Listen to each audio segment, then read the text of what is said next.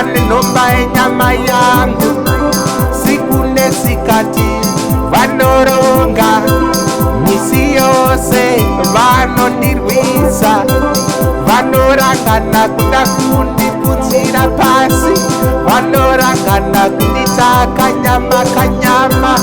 Ishe wangu vakanikomba, Mwari wangu ndiwewo, Mwari wangu unondibatsire, pandofamba ngandidudure.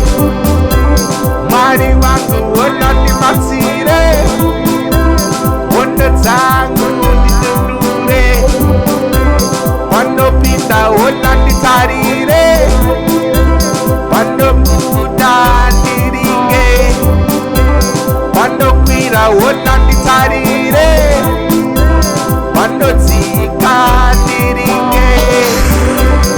Unanochema kwauri, unanodana kwauri, ndiwe mufudzi, ndiwe muchengeti, ndiwe murwiri, ndiwe utiziro, ndiwe mubiriri, ndiwe zvese zvangu, ndiwe dombo rangu, ndiwe muponesi.